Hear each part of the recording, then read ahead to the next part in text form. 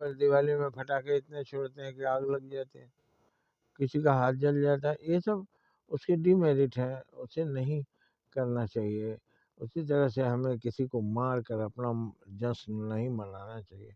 खाने के लिए दुनिया में एक से एक चीज़ है, सब स्वादिष्ट हैं, केवल मांस स्वादिष्ट नहीं होता है। मांस का स्वाद लेकर लेते हैं वो उन्हें अब हम क्या कहें, ऐसा शैतान तो नहीं कह सकते, सबको बुरा लगेगा, लेकिन वास्तव में शैतानी ही है। किसी का जान मार करके हम मजा लेते हैं, स्वाद लेते हैं, ये कोई बात हुआ? किसी को लूट करके हम स्वाद लेते हैं, किसी को पत्थर मार करके हम आनंदित होते हैं, किसी को दुख देकर हम सुख अनुभव करें। ये आप ही सोचिए कहाँ की इंसानियत है। दूसरों को सुख देकर हम सुख अनुभव करें, ये तो फरिश्तों का काम है, देवता का काम है। सूर्य भगवान का मुस्कुराता हुआ चेहरा, चंद्र भगवान का मुस्कुराता चेहरा, इंद्रदेव का मुस्कुराता हुआ चेहरा, क्यों मुस्कुरा रहे हैं वो?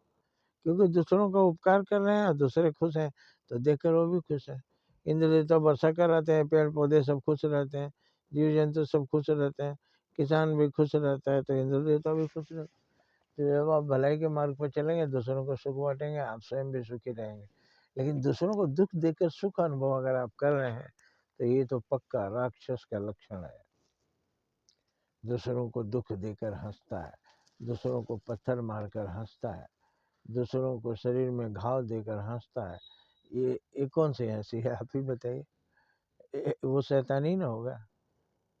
तो आप भी ऐसा करते हैं तो आप भी शैतान कहलाएंगे। इसलिए दूसरों की मदद करके सुख का अनुभव कीजिए। वो अलौकिक सुख है, वो आध्यात्मिक सुख है, वो देव सुख है। और वैसे में जब आप खुश होते हैं तो आप अगर नज़र उठा के देखिए तो आकाश से देवता भी पुष्प वर्षा करते हुए नजर आएंगे। इसी दृश्य का लिखा हुआ है, देवता पुष्प की वर्षा करते हैं। जब आप किसी भूखे को खिलाते हैं तो भूखा भी खुश, आप भी खुश, और ऊपर वाला भी खुश। फूलों की बारिश होती है, दिखता नहीं लेकिन होती है। जय हिंद, जय भारत।